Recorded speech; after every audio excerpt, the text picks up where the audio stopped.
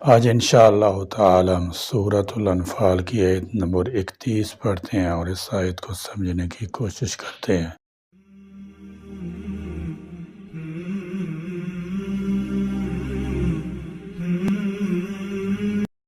اعوذ باللہ من الشیطان الرجیم، بسم اللہ الرحمن الرحیم۔ وَإِذَا تُتْلَى عَلَيْهِمْ آيَاتُنَا قَالُوا قَدْ سَمِعْنَا لَوْ نَشَاءُ لَقُلْنَا مِثْلَ هَذَا إِنْ هَذَا إِلَّا أَسَاطِيرُ الْأَوَّلِينَ۔ وَإِذَا اور جب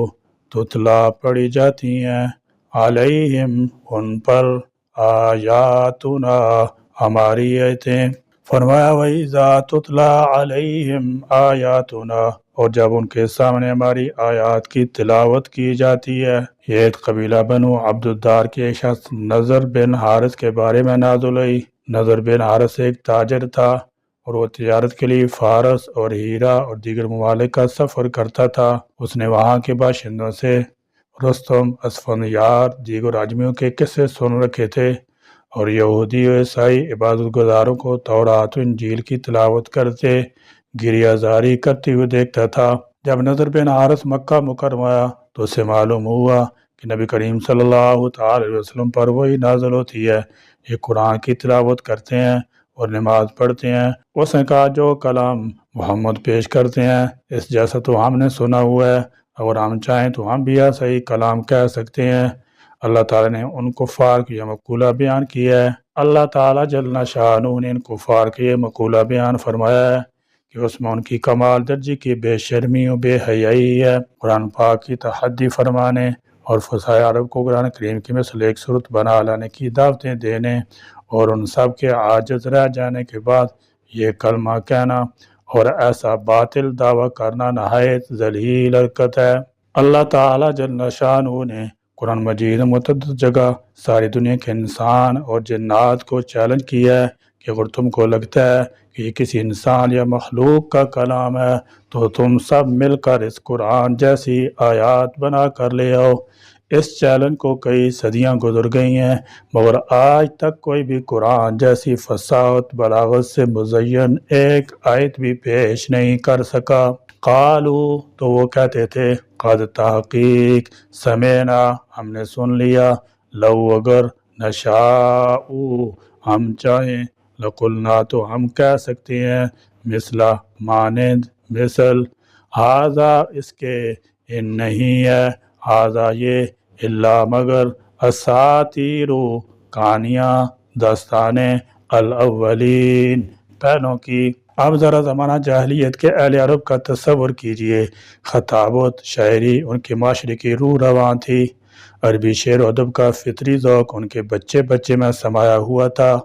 فصاحت و بلاغت ان کی رگوں میں خون حیات بن کر دوڑتی تھی، ان کی مجلسوں کی رونق، ان کے میلوں کی رنگینی، ان کے فخر و ناز کا سرمایہ، ان کی نشر و اشاعت کا ذریعہ سب کچھ شعر و ادب ہی تھا، اور انہیں اس پر اتنا غرور تھا کہ وہ اپنے سوا تمام قوموں کو عجم یعنی گونگا کہا کرتے تھے۔ ایسے ماحول میں ایک امی جناب حضرت محمد مصطفیٰ احمد مجتبیٰ حضرت محمد صلی اللہ تعالی وسلم نے ایک کلام پیش کیا اور اعلان فرمایا کہ یہ اللہ کا کلام ہے۔ قُلْ إِنِ اجْتَمَعَتِ الْإِنسُ وَالْجِنُّ عَلَىٰ أَن يَأْتُوا بِمِثْلِ هَٰذَا الْقُرْآنِ لَا يَأْتُونَ بِمِثْلِهِ وَلَوْ كَانَ بَعْضُهُمْ لِبَعْضٍ ظَهِيرًا۔ اگر تمام انسان اور جنات مل کر اس قرآن جیسا کلام پیش کرنا چاہیں تو اس جیسا پیش نہیں کر سکیں گے، خواہ وہ ایک دوسرے کی کتنی مدد کیوں نہ کریں۔ یہ اعلان کوئی معمولی بات نہ تھی، یہ دعویٰ اس ذات پاک کی طرف سے تھا جس نے کبھی وقت کے مشہور ادبا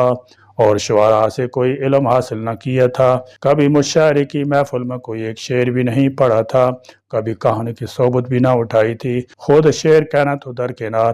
آپ صلی اللہ تعالی وسلم کو دوسرے شعراء کے اشعار تک یاد نہیں تھے۔ پھر یہی وہ ذات تھی جسے میدان فصاحت کے یہ سورما ایک نئے دین کا بانی کہا کرتے تھے۔ اگر یہ اعلان سچا ثابت ہو جائے تو ان کے آبائی دین کی ساری عمارت منہ کے بل گر پڑتی ہے۔ اس لیے یہ اعلان تو در حقیقت ان کی ادبی صلاحیتوں کو ایک زبردست چیلنج تھا۔ سورۃ البقرہ میں ارشاد فرمایا کہ وَإِن كُنتُمْ فِي رَيْبٍ مِّمَّا نَزَّلْنَا عَلَىٰ عَبْدِنَا فَأْتُوا بِسُورَةٍ مِّن مِّثْلِهِ وَادْعُوا شُهَدَاءَكُم مِّن دُونِ اللَّهِ إِن كُنتُمْ صَادِقِينَ فَإِن لَّمْ تَفْعَلُوا وَلَن تَفْعَلُوا فَاتَّقُوا النَّارَ الَّتِي وَقُودُهَا النَّاسُ وَالْحِجَارَةُ اعدت للکافرین۔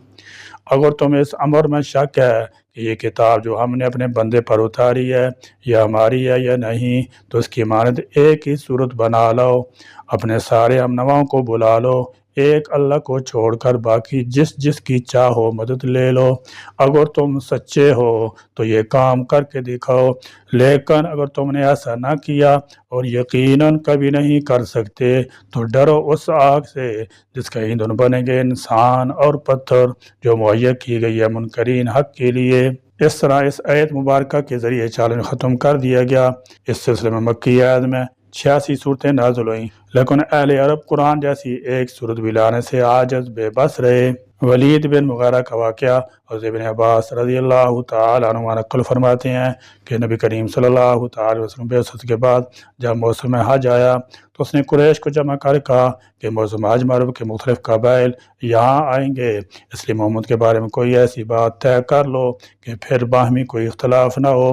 قریش نے کہا کہ ہم لوگوں سے یہ کہیں گے کہ محمد کاہن ہے۔ ولید نے کہا خدا کی قسم ان کا کلام کاہنوں جیسا نہیں ہے۔ قریش نے کہا کہ پھر ہم انہیں مجنون کہیں گے۔ ولید بولا کہ ان میں جنون کا شائبہ تک نہیں۔ قریش کہنے لگے پھر ہم کہیں گے کہ وہ شاعر ہے۔ ولید نے کہا شعر کی تمام اصناف سے میں واقف ہوں، یہ کلام شعر ہرگز نہیں ہے۔ قریش نے کہا پھر ہم انہیں جادوگر کہہ دیں گے۔ ولید نے پہلے اس کا بھی انکار کیا مگر عاجز آ کر اسی پر فیصلہ ہوا۔ زمانہ بعثت میں جب مشرکین اہل عرب قرآن کی مثل ایک صورت بھی نہ لا سکے تو اس پر چیلنج کی بیعت ختم کر دی گئی تاکہ یہ اعجاز کا مسئلہ پے در پے نسلوں کے سامنے رہے اور یہ سوال ہمیشہ ان کے پیش نظر رہے کہ آخر اہل عرب قرآن کی مثل ایک صورت بھی لانے سے کیوں قاصر عاجز رہے۔ قرآن کریم کے اعجاز کا سب سے روشن مظاہرہ اس کے اسلوب میں ہوتا ہے اور یہ وہ چیز ہے جس کا مشاہدہ ہر کس و ناقص کر سکتا ہے۔ قرآن کریم ایک ایسی نثر پر مشتمل ہے جس میں شعر کے قواعد ضوابط ملحوظ نہ ہونے کے باوجود ایک ایسا لذیذ اور شیریں آہنگ پایا جاتا ہے جو شعر سے کہیں زیادہ حلاوت اور لطافت کا حامل ہے۔ علماء بلاغت نے اسلوب کی 3 قسمیں قرار دی ہیں، خطابی، ادبی، علمی۔ ان تینوں قسموں کے دائرے الگ الگ ہیں، خصوصیات جدا اور ان تینوں کو ایک ہی عبارت میں جمع نہیں کیا جا سکتا، مگر قرآن کریم کا اعجاز یہ ہے کہ وہ ان تینوں اسالیب کو ساتھ لے کر چلتا ہے۔ اگر ایک ہی بات کو بار بار دہرایا جائے تو کہنے والا ادب انشاء میں خواہ کتنا ہی بلند پایا مقام رکھتا ہو، ایک مرحلے پر پہنچ کر سننے والے اکتا جاتے ہیں۔ لیکن قرآن کریم کا معاملہ یہ ہے کہ اس میں ایک ہی بات بعض اوقات 20 مرتبہ کہی گئی ہے، ایک ہی واقعہ بار بار مذکور ہوا ہے، لیکن ہر مرتبہ نیا کیف، نئی تاثیر محسوس ہوتی ہے۔ قرآن میں جو چیلنج ہے وہ یہ ہے، یہ اگر سمجھتے ہو کہ قرآن دراصل رسول اللہ صلی اللہ تعالی وسلم جیسے بشر رسول کی تبعزاد ایسی تصنیف ہے جس کو پڑھ کر رونگٹے کھڑے ہو جاتے ہیں، دل کانپ اٹھتے ہیں اور آنکھوں سے آنسو نکلتے ہیں اور سوچ فکر میں عظیم انقلاب برپا ہوتا ہے، جسے صبح شام تلاوت کرنا لوگ باعث ثواب سمجھتے ہیں اور جس کی تعلیمات پر عمل کر کے زندگی بسر کرنا باعث نجات سمجھتے ہیں، تو بنا لو ایسی ایک کتاب جو عربی فصاحت بلاغت کی سب سے آخری چوٹی پر فائز ہو اور اس قدر جوامع الکلم ہو کہ عقل دنگ رہ جائے، جسے پڑھ کر پتھر دل انسان موم ہو جائیں، جو دل دماغ میں انقلاب برپا کر دے، جسے 7 تا 10 سال کا بچہ بھی بآسانی حفظ کر سکے اور اس پر فخر محسوس کرے، جس کی دن رات مشرق تا مغرب شمال تا جنوب مسلسل تلاوت ہو اور جس پر عمل کرنے میں لوگ اپنی نجات سمجھیں، جسے ویسا قبول عام حاصل ہو جیسا قرآن پاک کو حاصل ہے، جسے پڑھنے کے بعد عربوں کی طرح مختلف جاہل اور مفلوق الحال غیر متمدن ناخواندہ افراد اور اجڑ لوگوں کی اصلاح ایسی ہو کہ قیصر و کسری جیسی اپنی وقت کی سپر پاور کو ناکوں چنے چبوا دیں، جسے پڑھنے کے بعد لوگوں کی سماجی زندگی میں ایسا انقلاب آ جائے کہ چوری، زناکاری اور لڑکیوں پر بہتان لگانا یا انہیں زندہ دفن کرنا بند کر دیا جائے، دل و دماغ کی لت یعنی شراب پینی چھوڑ دی جائے، مساکین و یتیم کی پرورش کی جائے اور صدقات و خیرات زکوٰۃ کے کے ذریعے دل سے مال کی محبت کم اور انسانیت نوازی زیادہ ہو جائے۔ کس غیر مسلم نے آج تک ایسی روحانی قلبی انقلاب پیدا کرنے والی کتاب لکھی ہے جس کے اندر دنیا اور آخرت اور ماضی و حال اور مستقبل میں ہونے والے تمام حالات کے متعلق پیشن گوئیاں، قصے، خبریں تک لکھ دی گئی ہوں اور دنیا نے اختلاف نہ کیا ہو؟ یہ کتاب قرآن ایک ایسے ماحول اور وقت میں یہ باتیں بیان کر رہی ہو جب اس کا تصور کرنا بھی ممکن نہ ہو۔ یہ ہے وہ چیلنج جو قرآن مجید نے آج سے 1400 سال پہلے دیا تھا، جسے قبول کرنے کی صحیح نامراد ماضی میں بھی کی گئی، اور آج بھی کفار نے یہی سعیلہ حاصل کی ہے اور آئندہ بھی کرتے رہیں گے، لیکن قیامت تک خائب و خاسر ہوں گے۔ جو آیات قرآن کے جواب میں بعض مسیح مشنریز یا عرب مرتدین مدعیان نبوت کی طرف سے تصنیف ہوئیں، انہیں کوئی پڑھنے والا تو کیا کوئی جاننے والا بھی نہیں ہے، اور جو اب تصنیف کی جا رہی ہیں چند سال بعد ان کا حشر بھی یہی ہوگا۔ قرآن کریم نازل ہوئے تقریباً 1435 سال ہو گئے ہیں، اور یہ کتاب اللہ تعالیٰ کی نازل کردہ ہے۔ جو لوگ اشکال کرتے ہیں وہ اس زمانے نزول کے وقت بھی اشکال کرتے تھے، تو اللہ رب العزت نے انہیں چیلنج کیا تھا۔ اس کا جواب اس زمانے کے عرب کے فصحاء بلغاء نہیں دے سکے، اور آج تک کسی نے نہیں دیا۔ یہ کھلا چیلنج قیامت تک کے لیے ہے۔ یہ ناقابل انکار حقیقت ہے کہ قرآن کریم کا جس بھی زاویہ نگاہ سے مطالعہ کیا جائے، مکمل قرآن پاک ہو یا اس کے پارے، صورتیں، رکوع، آیات ہوں یا جملے یا الفاظ ہوں